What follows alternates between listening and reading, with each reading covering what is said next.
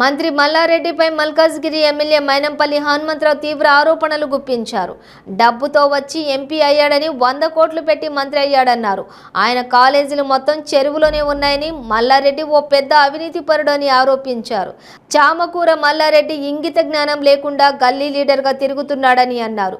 అధికారం అడ్డు పెట్టుకుని నోట్ల కట్టలతోటి ఓట్లు కొనాలని చూస్తున్న మంత్రికి ఈ ఎన్నికల్లో మల్కాజ్గిరి ప్రజలు తగిన గుణపాఠం చెప్తారని మైనంపల్లి అన్నారు. ప్రతి జిల్లాలో కూడా మెజారిటీ పెరుగుతూ ఉంది. కాంగ్రెస్కు బ్రహ్మాండంగా బ్రహ్మరథం పడుతుంది. ఇలా ఎంప్లాయీస్ అందరు కూడా సైలెంట్ ఓటింగ్ చేయనున్నారు. పోలీస్ డిపార్ట్మెంట్ ఇక్కడ మొత్తం పోలీసులను చేంజ్ చేసేసారు, కమిషనర్లను చేంజ్ చేసారు. అంటే ఏమనుకుంటున్నారు మీరు? ఇక్కడ ప్రజాస్వామ్యం ఉన్నామా? ఎక్కడ ఉన్నాం? పోలీసు వాళ్ళేమో వాళ్ళకి భయపడతారు, భయపడి మమ్మల్ని భయపడిస్తారంటే నువ్వేమో ఒకరికి భయపడతావు. నువ్వు భయపడటానికి మేము ఎట్లా భయపడతామండి?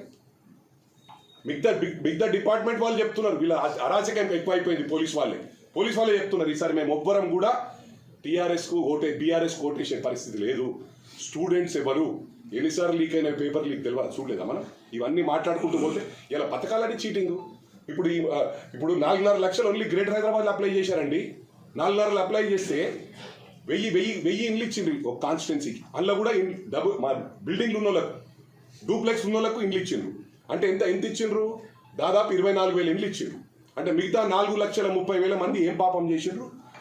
బీసీ బంద్ అంతే, దళిత బంద్ అంతే. గ్రామంలో ఒక 100 కడుపు ఉంటే 2కో 3కో ఇస్తుండ్రు. అంటే ఎవరి డబ్బులు ఇది? కొన్ని ఊర్లలో మొత్తం ఇంటింటికి ఇచ్చింది. ఇప్పుడు హుజురాబాద్లో ఇంటింటికి ఇచ్చింది. అంటే ఎవరి డబ్బులు పోయి అవి? ఎవరి డబ్బా సొమ్ము? మన డబ్బా అది. మీ మీద కూడా మీరు ప్రెస్ వాళ్ళు కూడా యూఆర్ సిటిజన్స్ ఆఫ్ ఇండియా. మీ నెత్తి మీద కూడా అప్పులు 1.5 lakh అప్పులు చేస్తున్నారు. మళ్ళీ మనకు 64,000 రెవెన్యూ వస్తుంది ఇక్కడ, క్రోర్స్. ఎక్కడ? మన హైదరాబాద్లో. ఈ 10 సంవత్సరాలు 6.5 లక్షల కోట్లు ఇవే.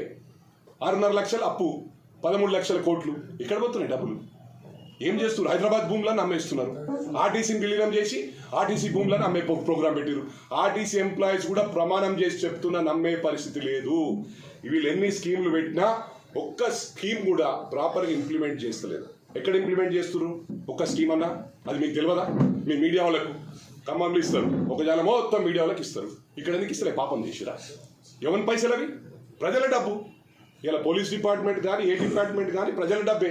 మనం ట్యాక్స్ పేయర్స్, మనం ట్యాక్స్ కడితే వాళ్ళు ఇస్తుండ్రు. మీరు అడగరు. మీరు నా 21 పట్టుకొని ఏవో క్వశ్చన్లు చేస్తే ఎట్లా భాస్కర్ రెడ్డి అన్న దండం పెడితేనే ప్లీజ్.